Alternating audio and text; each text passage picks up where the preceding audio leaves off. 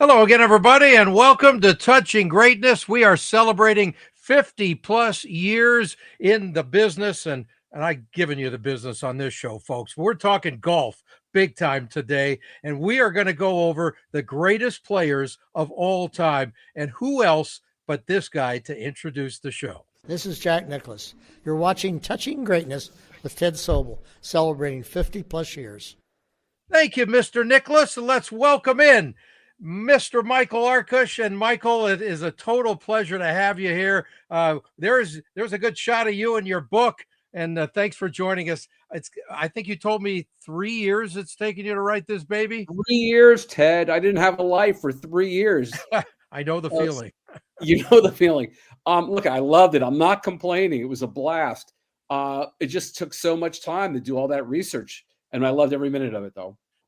Now, what was the original idea behind it? Was this something that you're saying, I got to do this before I leave this planet, or was it just on a Yeah, whim? before I go in the great clubhouse in the sky. Yeah. Basically, yeah. I mean, I love the game, and it occurred to me that I wanted to sort of find out for myself where everybody stood, really. Yeah. I think that's why a lot of writers write a book, is because they want to get the information for themselves. Now, if I'd known what it would have taken at the beginning, I might have paused for a minute. I mean, I saw Jim Furyk at a tournament in 2022, and I told him what I was doing, and he goes, "Tough task." And I thought to myself, impossible task, but I did it anyway. Was there any time during the 3 years, like early on, you said, you know what, this is more than I bargained for? Yeah. No, absolutely. I thought that because I thought did a lot of effort, got 1 or 2 chapters done. Go, wow, I only got 98 to go.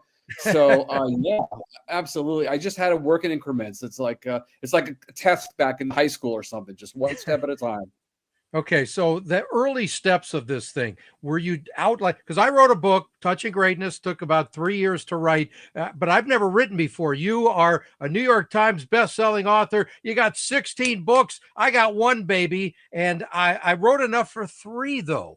So I didn't know how many pages. My editor just said, just keep writing until you're done with the stories, and we'll figure it out later. And that's what we did. So I got enough for 2 more books. Now, you know what you're doing in that department. Was there a process to say, I need to outline it, or how did you go about doing that? I didn't really outline it. I'm not an outline guy. Okay. What I did is I sort of went through the numbers and wrote down tons of names of people I assumed would measure up and qualify for being in the top 100.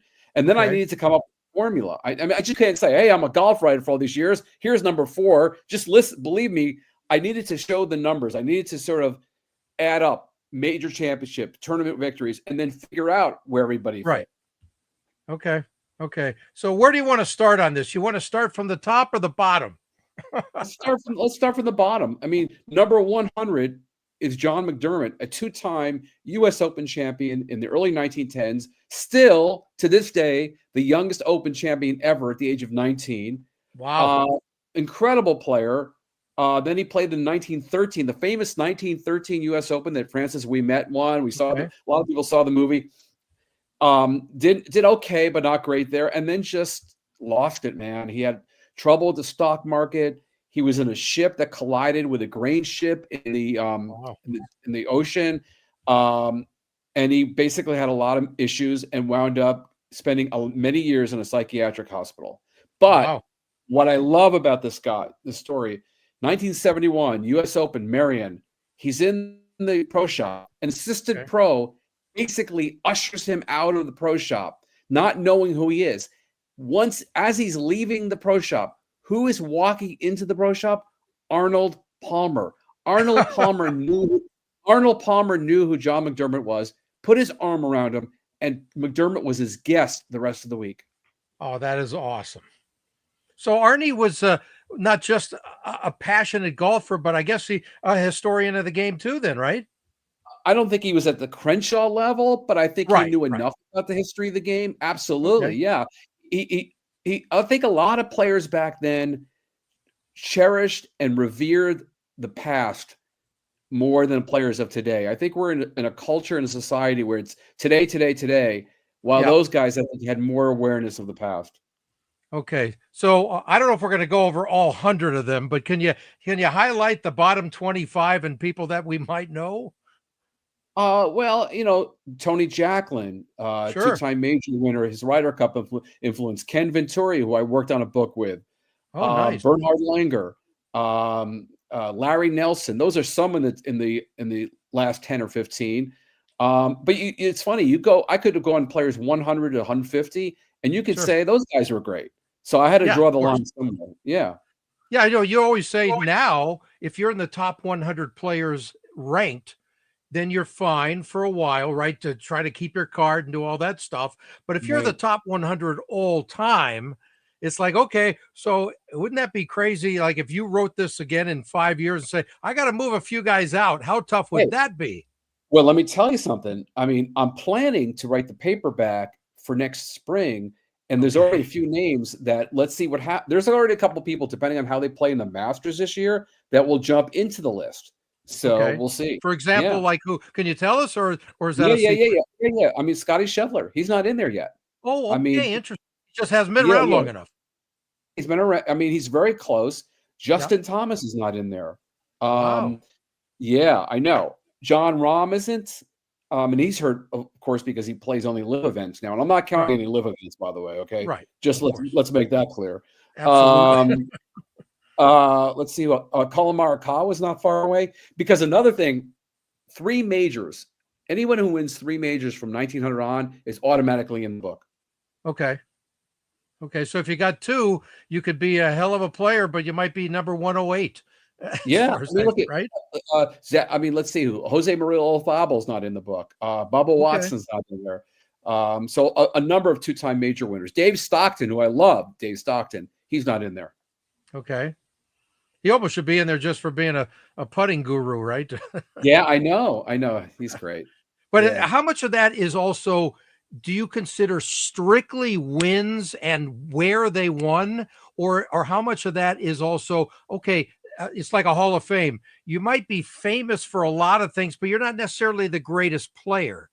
yeah, yeah. Well, I assigned a certain amount of points for every major victory, and second, Okay. third, fourth, and fifth, and then a lesser amount of points for a tournament victory. But I also came up with bonus points. So players who made a great contribution to the game got more points than they otherwise would have gotten. Gene Okay. Sarazen really perfecting the sand wedge.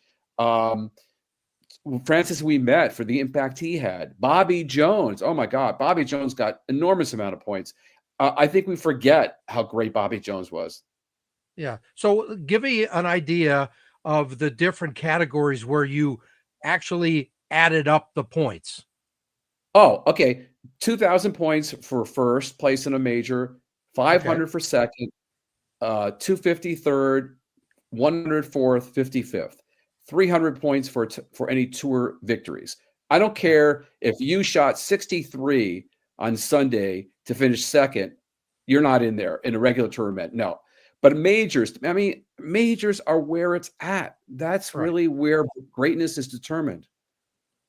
Okay. But how about the contribution to the game? How do Yeah. you put points to that? Well, it's a great question, and you're not going to know the answer to that. That's going to be my secret I keep. But because Oh, I okay. actually, yeah, I'm gotta have some secrecy. I kind of figured out where I gave points to, as I said, Sarazen, Right. old Tom Morris with the impact he had, young Tom Morris, Willie Anderson. There are different guys in history who I assigned points to, and I explained it a little bit in the book, but I didn't go detail by detail. Now, is there a reason for that? That it's like, okay, everybody doesn't need to know exactly the formula. Well, I mean, there's certain companies, recipes that you never learn, right? I mean, there, Okay. yeah, it's just sort of, I can't eat your I book though for lunch. no, no, no, you can't. But I feel pretty good about it. I feel pretty good about the way I came up with it. Okay. Speaking of old Tom Morris, I met him in Scotland several years Oh, ago. there There he you is. are. Look at that. Yeah, Oh right my there God. at the I think that was the RNA Museum, I think, Wow. right across Wow. the street from 18 at St. Andrews. Yeah, And yeah, one yeah. of the highlights of that trip, and I don't know if she's still around. I assume she is. This is his great great Right, granddaughter. right. Have you ever been there to the store across the street? I've been around there, but I've not met her, and I have heard about her. Yeah, you know how I met her, Michael? It was a fun story. I'm at the Open, and I kept wandering down the street. You know, you're just hanging around the 18th, and the media center is in the area, right? And I kept seeing this lady in the window staring out like all week. So finally, I wandered into the store one day. It was like Saturday or a Sunday of that tournament. And I said, "Who's the woman up there?" And he said, "Oh, that's old Tom's, I think it was great granddaughter or great niece or something." And so I said, "Is there a chance I could meet her?" And they said, "Well, we'll ask." And they went up and she came down and we had a wonderful chat, talked to her for a few minutes, recorded some stuff. And now I hear this store is not there anymore. It's called like the Open now or something. Wow. Well, that's sad. Yeah. That's unfortunate. So those are the years. Those are the years that one old Tom or young Tom won the British Open. Yeah. Yeah. Yeah. Isn't that great? Yeah. That's wonderful. So how do you put him in a certain number, because it wasn't a PGA Tour then. So isn't that a harder one to point? He's hurt. Yeah, he can't get extra point. He can't get points for PGA Tour wins. And the only major he played in was the British Open. So yeah, he's hurt by that. But you know, young Tom had 4 British Open victories, and died at the age of 24. But a lot of people say I have a broken heart, but he would have won 5 or 6 more. I gotta believe that. Right. But how difficult was it to give these guys credit for the points that they deserve when you can't rank them in the same way? It's hard. It's hard. Although Bobby Jones had a great quote where he talked about how a man cannot beat anybody from another time. He can only beat the people from his own time. And I think it's really important that we remember, we can't sit there and go, oh, the competition was so much less back then. How did they do against the people they played at the time? Okay. Oh, that makes a lot of sense. What about 50 to 75? Give us some of the highlight names of there. Oh, God. Hale Irwin, Lanny Watkins, Tom Kite, Curtis Strange, Mark O'Mara. Marco got in there. That's good. Oh, yeah. He did. 2-time major winner. His numbers added up. Great story, though. You know, how he wound up winning those at the age of 41, later in his career. Wonderful guy, though, too. Yeah. He went to Long Beach State for a few minutes. And so I knew him a little bit from down here when he was on the tour. He considered himself to be sort of a Southern Californian, even though he's not from here. Right.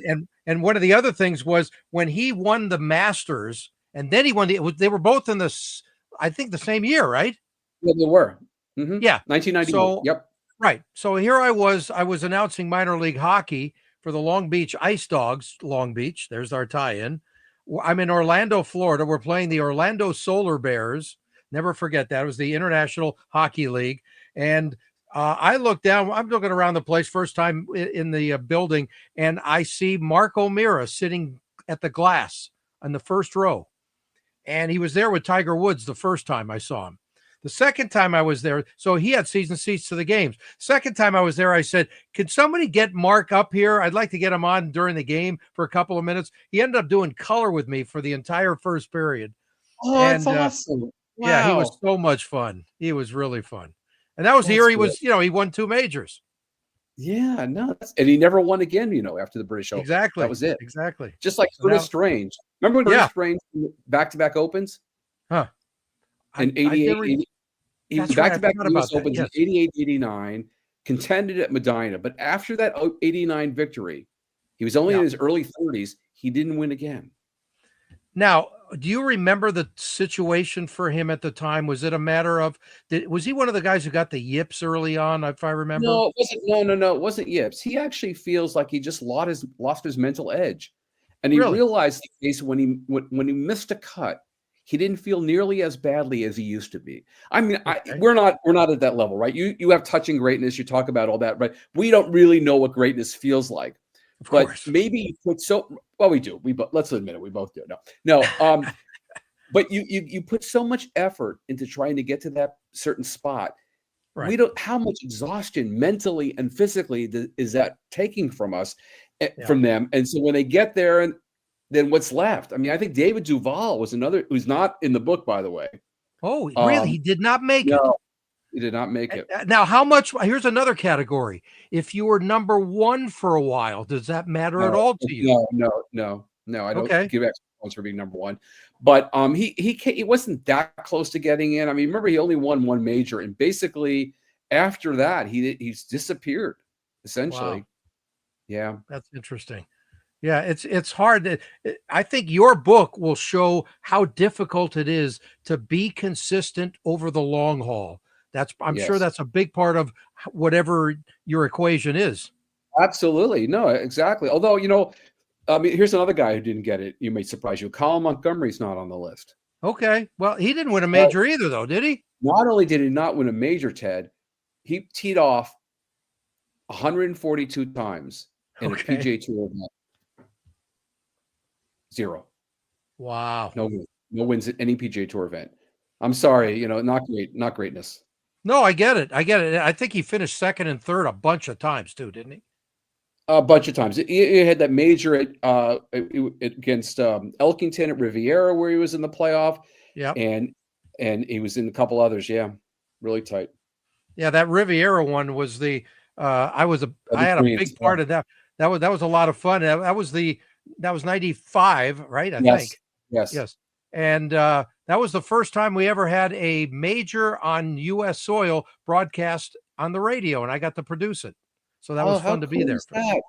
Yeah. Oh my gosh! Wow. Yeah. Wow, that's so really so Jack Nicholas came in the room a bunch of times. We got some great stuff from him. Okay, so let's look at the between 25 and 50, and now we're starting to get into major greatness here. Hey, you got Rory McIlroy at number 25. Okay, interesting. Now he still has a chance to move up that list. He right? does. A few more. He does. He's got. Yeah. In fact, if he wins the Masters, I think he'll definitely move up. Right. You've got let's see, Jimmy Demerit. You've got Raymond Floyd. You have Kathy Whitworth. Here's another point. I have women in there. There is Rory. Yes. All right. Which is really, and who else? Annika's in that group, in the 25 to 50 group. I'm sure. Yeah. That's great. So, and did you rank the women? I mean, the same. And I mean that respectfully. It's like, okay, they play on a different tour. Everything's different as far as how they achieve their greatness. Right. No, I could not compare their numbers to the men. I couldn't do it. So how do you do it? I compared them to each other. I did all the numbers for all the women who were considered great, and I looked at that whole list, and I came up with the top 15 based on that. Although, let's be honest, I have to be clear about this. A couple players jumped up ahead. Suri Pak and Lorena Ochoa. Nice. Suri Pak's influence on the sport is profound. Right. And Lorena Ochoa, 4 years in a row, player of the year, and walks away at the age of 28. So I computed what she would have accomplished if she had stayed. She was a greater player than some of those who won more than ahead of her. Okay. Now, how much of that is also, though, the fact that they're from different countries, so their contribution was more because of where they're from and growing the game, right? Well, yeah. I mean, Suri Pak. I mean, yes, Lorena grew the game in Mexico, no doubt about it. But Suri Pak, look at how many South Korean players joined the LPGA Tour after her. Immense influence on the sport, and very nice. I got to interview her a couple times, including once in person last year. She's great. Yeah, she really is. Okay, so how difficult is it to put Annika as high up as possible because of her dominance for so long?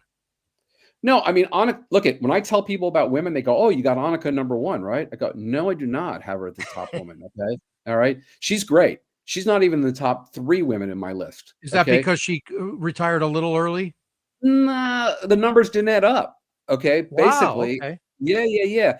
And also, okay, you got to have Patty Berg in there. She's got 15. Kathy Whitworth with the wins. No, Kathy Whitworth is behind. Is not Annika's ahead of Kathy. The 3 women ahead. Yeah, the 3 women are ahead of Patty Berg, who won 15 majors, the most of any woman has won, and the next woman is Babe Didrikson-Harris. Let's. I actually believe Babe was the greatest athlete, male or female, in the 20th century. Okay. Yeah, I actually put her 2 or 3 and Bo Jackson number 1. Interesting. Yeah. I had, she's not Michael, Jordan, she's better than Jordan. To me, she also hit better than Jordan in baseball. Yeah, and then the top woman I have is at number 6 overall, Mickey Wright, Okay. and the best swing, male or female, that Ben Hogan said of anyone. 13 majors, Wow. 82 wins, and she had a 4-year stretch where she won 44 times, a stretch Tom Watson called the greatest stretch any player, male or female, has ever had. That's phenomenal. Yeah, I mean, they're just some incredible women players, but I think the swings now are better than ever. For like, Yes, if you bring in a Jin Young Ko in there, she has one of the greatest swings of all time in my mind. yes. It's very good. Yes, yes, Yeah, but yes. she's not going to be in the top 100 though, right? No, no, I mean, Nelly Corda's not there. I mean, Yeah, there's too still a young body though. of work. Too young, yeah, Yeah, yeah. I get it. So, but how difficult was it to put in order like That those was the hard. old timers and the ones and Annika and the ones from 10, 15 years ago? Well, probably the hardest thing I had to do the entire book. And as I wrote it, I said I did it by what my expertise as a golf writer. 30 years, I just did it by some kind of instinct as well of where they Okay. belong. I mean, I couldn't put Mickey Wright above the top 5, or we'll get to that, I know, but I couldn't put Mickey Wright above Arnold Palmer at number 5, right? Right. And but she was so extraordinary that she belonged in the top 10. Well, she was extraordinary enough because when I was a kid, I remember a lot of things had Mickey Wright's name on it. So all I knew was, boy, this lady must be great. And by the way, she basically scaled back her career at the age of 34, and she had Oh, 82 wins. She probably could have won 90, if not 100, if she kept playing as much as she did before. Yeah. and Kathy Whitworth, I had the most wonderful chat with her once. I used to be the 18th green announcer over at the Craft for several years, and Mm. I got a chance to meet a bunch of them there. I never met Kathy in person. The one time I thought I was going to meet her, I think she was sick and couldn't make it to the event. But we ended up doing a talk to. Did you get a chance to interview her at all? Oh yeah, let me tell you, this is really emotional for me, Ted. I spoke to her 4 or 5 times, including just a few weeks before she passed. And Wow. she even sent me a photo. I have on the text a photo, like, I don't know, 2 or 3 weeks ahead of time before she passed. Yeah. And I had more questions for her. And it was weird. Her dying and also Tom Weiskopf dying Yeah. the same year. And I got a chance to interview both of them at length. And I would have gone back to Weiskopf with more questions. And I felt like, wait a minute, I don't even know them that well. I just interviewed them a few times. Yet Sure. it felt like a loss. It felt like I was putting this group together, and how, they can't go now. I mean, it was horrible. Yeah. So did you have the same feeling about Kathy? I only spoke to her one time. I think we talked for like 25, 30 minutes. And one of these days I'm gonna put it out online so people can listen. It was like we were old friends by the end. Exactly. That's right. She made you feel that way. That's exactly right. Good way of putting it. Yep. Yeah, and I remember her talk. We joked about how many seconds she had. She had enough. If she ended up winning some of those things, 95. she would have won a 95 million seconds. times. Yeah. So close to 95. yeah, close to, I think, 95. I'll never forget that. So 95 and 88 is 190. Wait, what is that? 183 times first or second. Okay, and she was very humble too because she kept saying, "Well, I played a lot, Ted." She kept saying that throughout the whole thing. It's like, yeah, but you have to do great, Kathy. Well, she lost a lot of her money in her savings in a Oh wow. company that went into bankruptcy. It's a horrible story. So she had to play near the end of her career because of financial reasons. Oh, I see. Okay, got it. So Yeah, where was she yeah. ranked overall? Number 37. Okay. Now Kathy didn't live long enough, I'm sure, to find out. But if you would have called her up and knowing who she was and say, Kathy, I did the best I could for you, what do you think she would have said? She would have been great. She would have said, "That's very nice. Thank you so much." It's funny. I'm not going to tell you. There are a couple people who are not on this list who Okay. called me up and wondered if they were on the list, if they would be on the Oh, list. wow. Yeah, yeah, that's weird. Can you give Yeah. me their initials? Next question. I was waiting for that. That's the fun stuff, Michael. Oh man, Ted. And how much were you able to did you know these people well where you could just talk to them and say, "Hey, I did," and explain it to them and they were okay with it, or were they No, I still didn't. pissed I off? didn't tell them were they on or not. I Oh, you didn't. didn't. Okay. No, no, no, no, no, no. So they're going to find out shortly.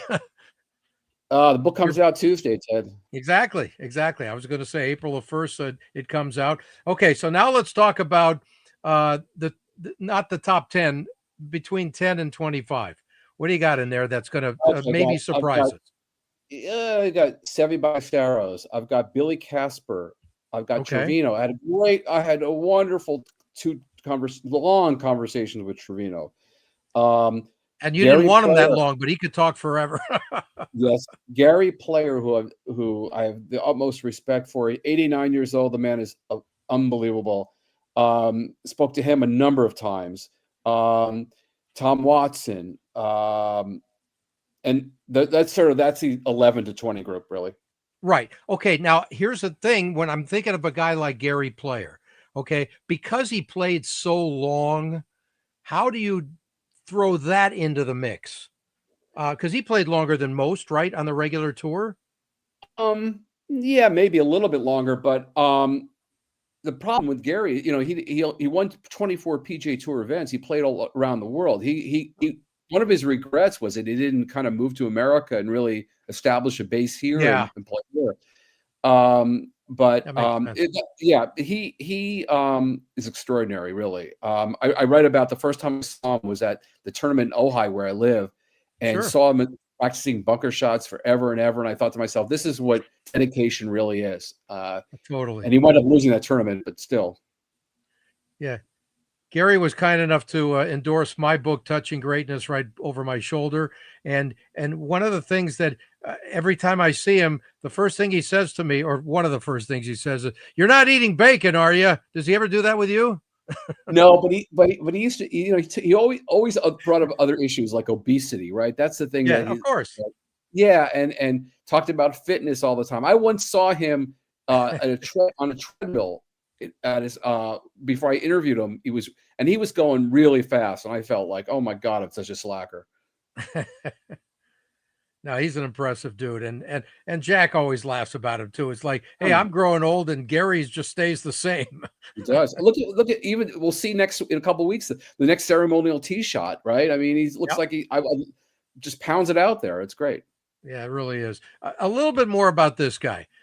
What is it about Trevino that um, he was such a great all-around player and a ball striker, and he always talked Yes. about, hey, I didn't need lessons per se, I taught myself. This is what we had to do in those days. How much of that comes into the play because he was able to do so much? I didn't give him bonus points for Okay. that, but I did give him bonus points for this. I did give him bonus points for taking Nicholas head on. 71 US Open Marion, Yep. 72 British Open, Muirfield, 74 PGA, beating Nicholas. To me, when you beat Nicholas, you get bonus points in that situation. So That's great. Makes sense. but it's when I talked to him, he had just a couple hours earlier been hitting balls. At that point, I haven't talked to him that recently, but he started in early in the day, he hit balls. And it just blows me away when you think of a guy like that who's still trying to just get it, right? Yep. No, when you watch him on TV, and he doesn't hardly play anymore, but every time you see him, it's almost like he still just hits it around, hits it straight, and does what he's got a magic wand in his hand. He does. I was so lucky for Golf World Magazine. I covered the senior tour from 96 to 2000. So I saw Trevino play a lot. Palmer, Nicholas, Floyd, Irwin, all those guys. The first tournament I covered, at Desert Mountain, the Tradition, in the final group on Sunday was Irwin, Floyd, and Nicholas. And it was unbelievable. Yeah. In fact, it was Jack's last victory. Oh, it was. Okay. Nice. 86 Tradition. That was it. Very nice. Okay. So top 10, let's go down the list from 10 down. Who's number 10? Number 10, Harry Vardon. Harry Vardon, the man with the greatest grip of all time. Greatest grip, 6 British Opens, overcame tuberculosis, overcame the yips. Tremendous player. 1920 U.S. Open, He was in the lead coming down the stretch on Sunday, fell apart. He was at the age of 50. It would have been one of the great victories of all time. Okay. Number nine. Well, before we go there, a quick question on Varden. Because he was a pioneer, is that Yes. also a big part Yes. of why he fits? Yes. Bonus Okay. points. Yes. He Got was it. the first global star in golf, really. Okay. Came Number over nine. 19. Yeah. Number 9, Byron Nelson, Ah, who got bonus points as well because he quit at the age of 34 to become a rancher. And he was extraordinary. yeah. Great swing, great composure. I mean, the what he did in 1945, the 11 straight, tremendous player. Now, how do you rank that, the 11 straight, as far as, I mean, it's so incredible. You can't even comprehend ever happening again, even though Tiger, I guess, what he had 8 or something, whatever it was. No, I think it was 6, but he, 6? I Oh, I know thought he had 7 or 8. it'll never happen again.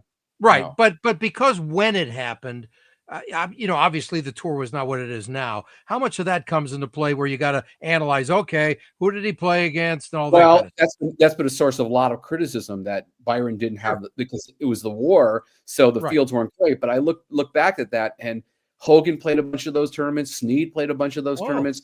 nice. So I don't think you can in any way diminish the accomplishments of Byron Nelson in 1945. Good. I hope not. And he was an incredible guy too. I got a chance to interview him at that 95 PGA last time he was at Riviera. And what a nice man. Did you get a chance to ever talk to him? Yes, I did. Yeah. Beautiful. Greatest gentleman.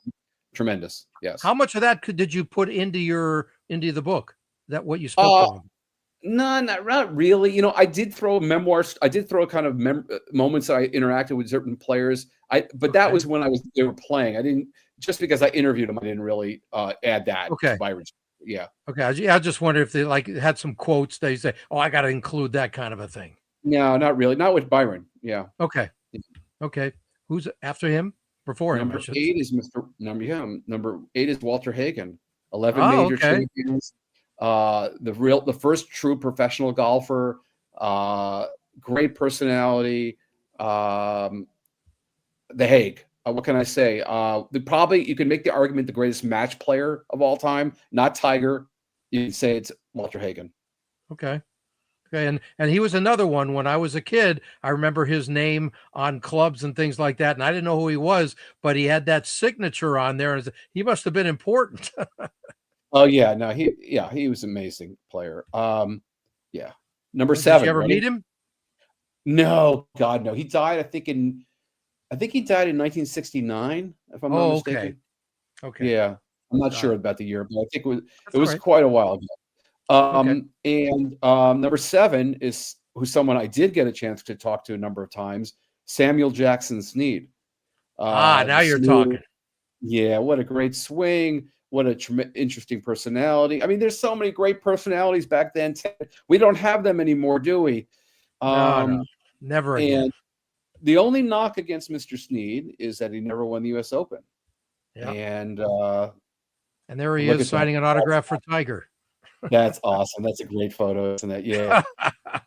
Yeah. That hat too. Whatever was the band around the hat, it was still pretty much the same hat that he wore everywhere. Were you there in 95 at the PGA when he was the honoree?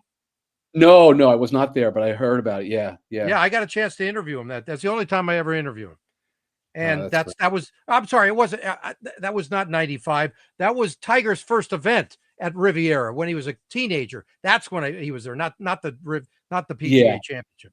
I remember interviewing Snead in the locker room of a tournament, and he couldn't see that well. He was kind of like very close to the TV set watching it, but but then I saw him hit balls, and I remember there was a whole group of players watching him hit balls. I mean, he could, I think, what was this thing? He could like hit a certain yardage with like 6 different clubs. He could have almost the same yardage. Wow. That's great. Yeah, something like that. Yep. Yeah, he was an amazing player and the smoothest. I mean, if Fred Couples' swing is smooth, Sam's is even smoother, in my opinion. Yep. Amazing. Okay, keep her going. All right, we got Mickey at number 6. We talked about her. Yep. Number 5 is the king, Arnold Palmer. And it's funny. I mean, I kind of in the book, I'm critical a little bit of I'm critical a lot of Norman and Mickelson for the sort of not being able to be conservative when they needed to be. And Arnold was the same way. But with Arnold, I always felt like it wasn't about ego. It was about he wanted to win so badly. He put everything out there on the line, everything. I mean, when he was like, he reminded us how human we all are, how flawed we all are. Yep. And, that losing the Open the way he did to Casper in 66. And not only that, by the way, this is the 61 Masters when he's leading on the 18th hole, goes over and says hello to a friend who congratulates him and winds up double bogeying the last hole to lose to player. Right. But how much does Arnold get just for points? Amazing. If there was no Arnold Palmer, there's no way we would have whatever was going on now. Bonus points. In fact, I make the argument that Arnold is sort of like George Bailey. Imagine what would have happened to that town without George Bailey. Imagine Arnold. Imagine the game of golf without Arnold. I mean, with Doug Ford, Gene Littler, Billy, would they have been able to set the next path? No way. And would Nicklaus have been who he was without Arnold Palmer? I mean, who knows, right? I mean, yeah. It's a great point. Don't even want to think about that. Yeah. We wouldn't have the Golf Channel where there'd be a lot of stuff. Yeah. We wouldn't have that great 15 lemonade drink, come on. Yeah, exactly. but as far as Arnie goes, his game, I've been hearing this for decades. He's saying, you know what? He was such a great showman and such a great piece of who the face of the game was, that his game wasn't as good as that, but it makes it look good. Now, what do you say to those people? No, I think his game was great. I mean, I think that, he might have been hurt. He even admits this a few times by his sort of go for broke mentality. That, no doubt. But that's who he was. And I don't think we'd want him to be any other way. We were lucky he was that way. Right. But he didn't get wins because of that at times. Yes. And wins are important in your equation. Yes, correct. So that's why I'm saying, where you're throwing that in. Yeah. All right. Who's Number next? 4. And this is an interesting one because it's between 4 and 3. Okay. Bobby Jones and Ben Hogan. So I put all the numbers together. Jones became 3 over Hogan. The influence, the impact Jones had in the game was unbelievable. Hogan, I don't want to take anything away from his accomplishments, but Bobby Jones was really the true first great player in the game, really. Okay. And Hogan, for coming back from the car accident, for dealing with the yips, all kinds of things, deserves all the credit in the world. But Jones goes to number 3. Okay. Now, if Hogan did not have the accident, and let's just say he had a normal career, he was able to play several more years, would he probably be, would it be tough to choose between him, Tiger, and Jack? Yeah, maybe. But here's the thing. He won more majors after the accident than he did before. Number one, he won his big year in 1953 when he won 3 majors. Right. As Tommy Bolt sort of put it, I think it was that, Hogan sort of just knew he couldn't play that much. So he focused more intently on being ready for the times he could play. I don't think he played more than like 6 or 7 tournaments a year after the accident. Yeah.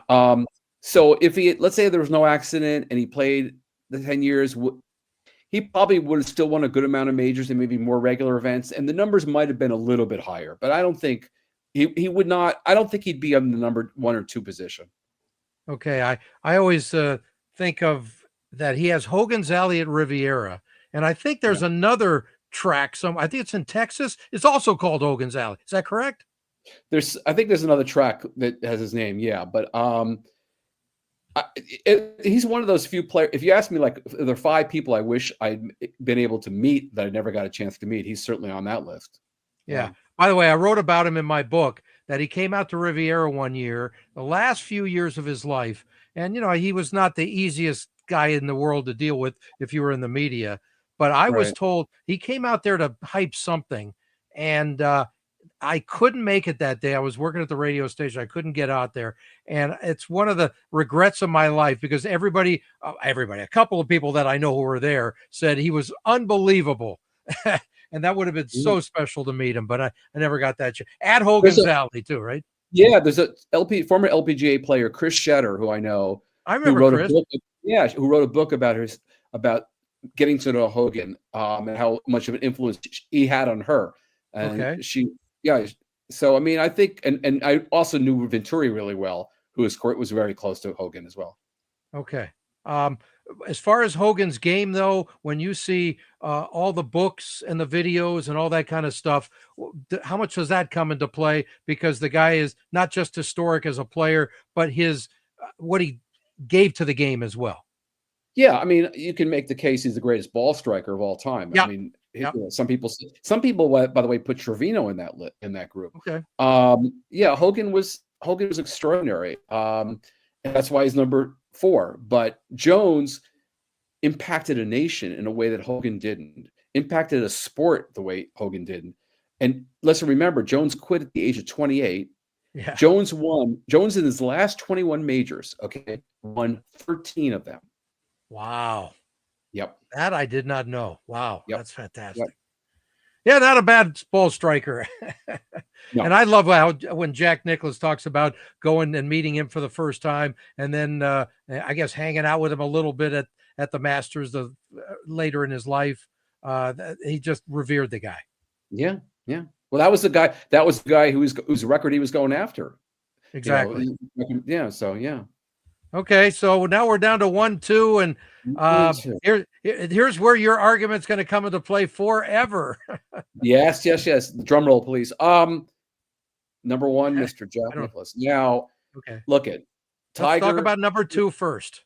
Number 2, Tiger should be the greatest player of all time. He was on the path to being the greatest player. When he won the 2008 Open at Torrey, 32 years old, 14 majors. Remember, we weren't thinking about if he's going to break Jack's record. Is when's it going to happen? 2011, 12. By the way, Michael, you can't mention 2008 without saying he won a major with a broken leg. Broken leg. Right. I was there. Yep. I was there every damn day and Monday. Yep. Rocco. I saw Rocco the other day in Newport, and I said, "Hey, how you doing after that loss 15 years ago or whatever it was?" Yeah, it was extraordinary. But he didn't do it. He didn't get to that. No, and injuries were a big part of it, but the scandal also is a big part of it. Okay. I think it just took away a sort of invincibility factor, intimidation factor, you can say, involved in it. And one golf writer I talked about it said, yeah, Jack never imploded, Tiger did. If Tiger doesn't, he probably gets past 18 and goes on. I mean, he should be the greatest of all time, but he's not. Okay. Separate from where you rank them, if you had one guy to play one round in their prime, who do you want? Well, that's a great question, because I wrote this article for golf.com where I said that if it was one 18-hole match, I very well might pick Tiger against Jack. But I don't think greatness can be measured by how you do on one day or even in 1 year. It's got to be over the whole body of work. No, I get it. Look at what Tiger did in Pebble in 2000, St. Andrews. Yes. We haven't seen anything like that. Right. Okay. So as far as Tiger goes, is there anything else you want to add to his greatnesses? And was it difficult to place a number 2, or was it easier than maybe we might imagine? Oh, no, he was definitely number 2. No, but I mean, but not being number 1, I mean. Oh, no, it wasn't overwhelming numerical difference. Even when I added the bonus points for Tiger, it was fairly close. But Jack still had the nod. Okay. So let's talk about Jack and give us your strongest passionate feelings about why he is the greatest of all time. I got him in 20 majors, by the way, not 18. All the time we were growing up, he was given credit for those amateur wins, and suddenly somebody took him away. I'm still looking for that person. If you let me know who it is, I'd love to find him. Could you explain that in detail, please? Because I think most people wouldn't know what you're talking about. The U.S. Amateur was considered a major championship. That's think about it. The Bobby Jones, that was part of his Grand Slam. And suddenly, and for years, I remember articles in Golf Digest. I went back and I read every Golf Digest magazine article or issue from 1950 on. Okay. Yeah. So they refer to Jack in his 20 majors. Okay, when he won in '86. So suddenly he's got 18. I thought, no, I'm sorry. The amateurs count. They were majors at the time. He's got them. Okay. So, and let's also let Kathy Woodward. I mean, he had all those second place finishes too, in 19 seconds. Yeah. So he's got 39 times first or second in a major. Okay. And how much of that? I mean, you said the majors are everything, or most everything. So seconds in the majors, as opposed to, I don't remember what Kathy. I think Kathy was also second in a lot of regular events, though, too. Yeah, right? yeah. A lot of regular events, but Jack, not just second, but a lot of thirds. I think there was a span of in the '70s where I'd have to look at the numbers again, but to have for him not to be in the top 10 of a major was a huge upset. Oh, okay. That's true. Yeah.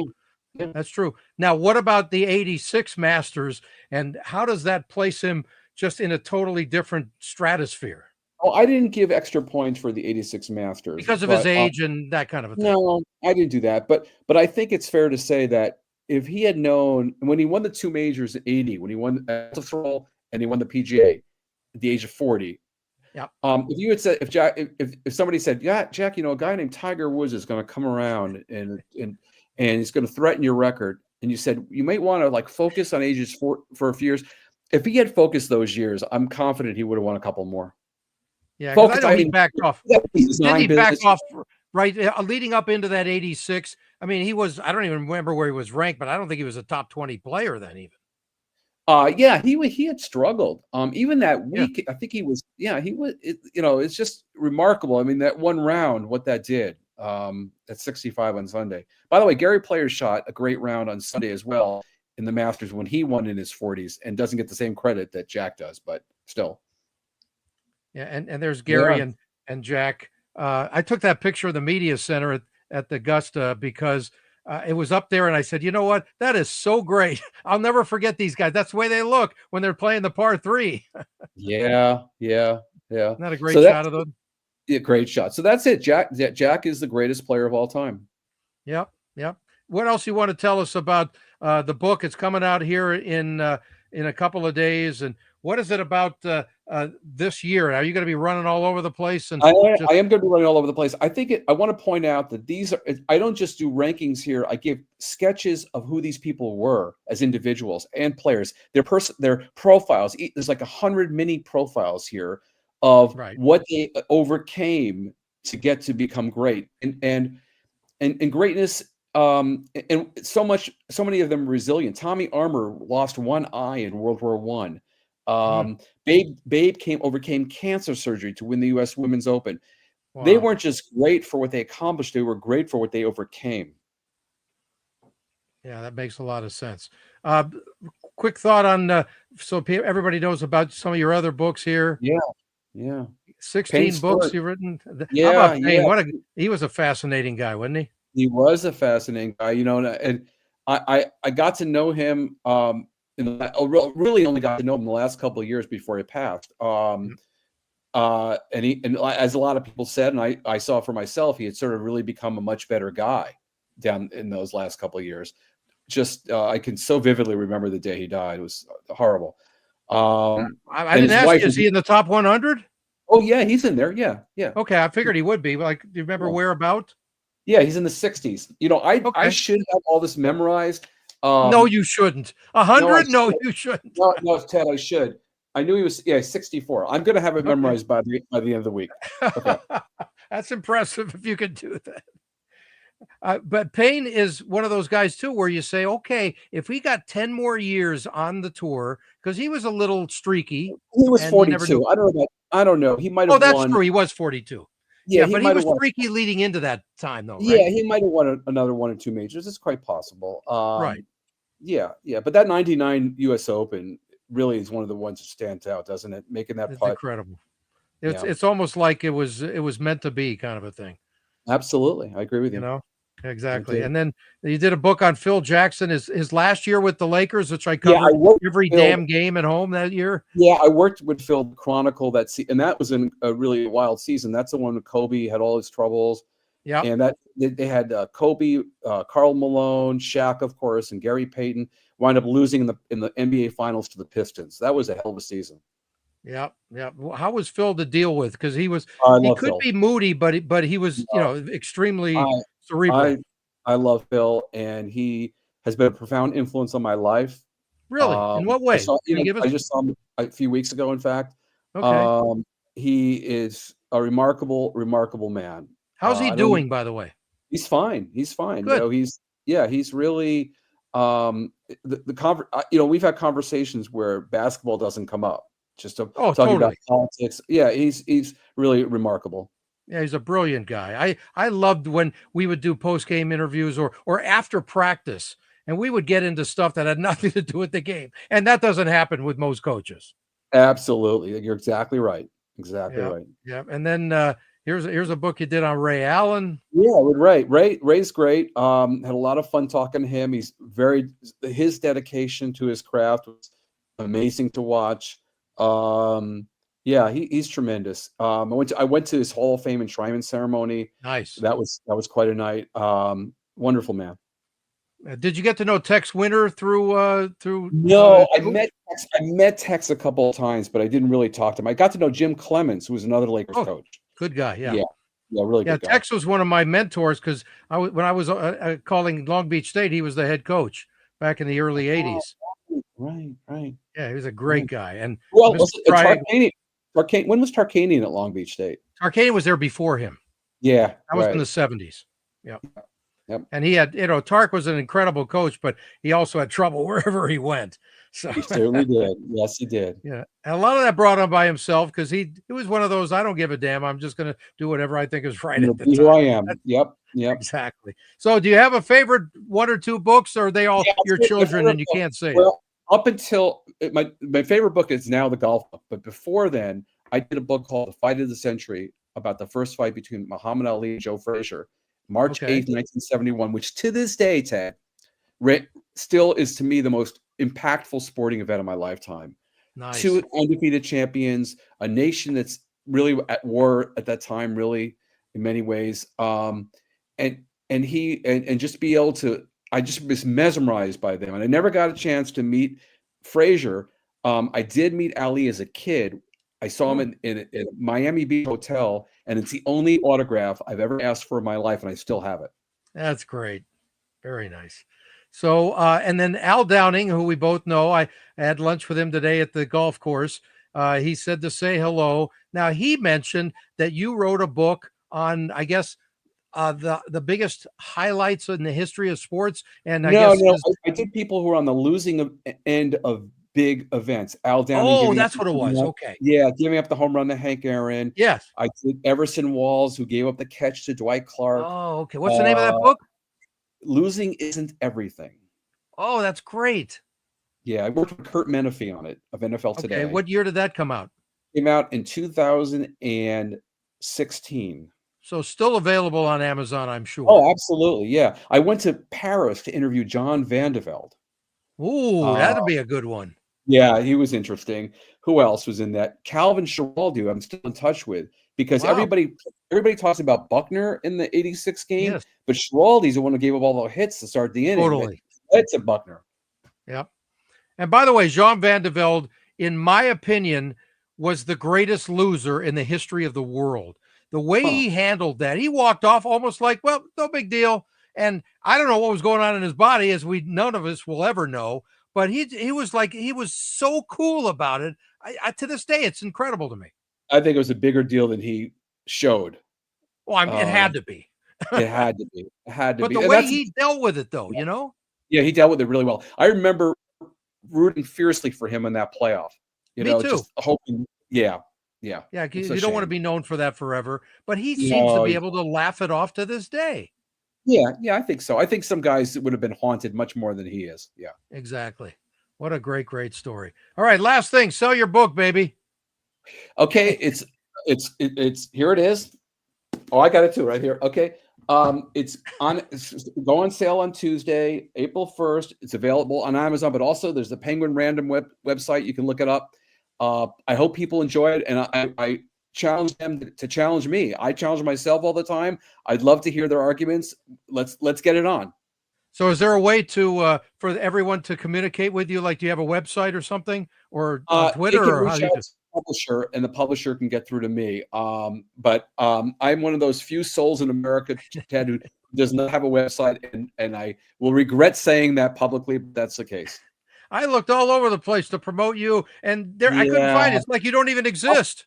Ted, I'm old school. I know. So am I. I had to change though. No, the publicist is saying, "Come on, I'm going to probably get something together because hey, I'm going to be updating this list, so I better get something together, right?" Yeah, exactly. Well, we need to talk off the air. I want to hear some Phil Jackson stories and other stuff because I'm amazed by those kinds of characters, and it's great that you're able to get so close and actually write a book with them. Yeah, it was a blast. Absolutely. Michael Arkush is our guest. The Golf 100's the book. Go out and get it if you like golf. And if you don't like golf, get it anyway because it's too much fun. If you don't like golf, you're probably not watching this show. Thanks, Michael. Thank you, Ted. That's Michael Arkush, everybody. Thanks for joining us here on Touching Greatness. We will do it again soon. And have a great weekend, everybody.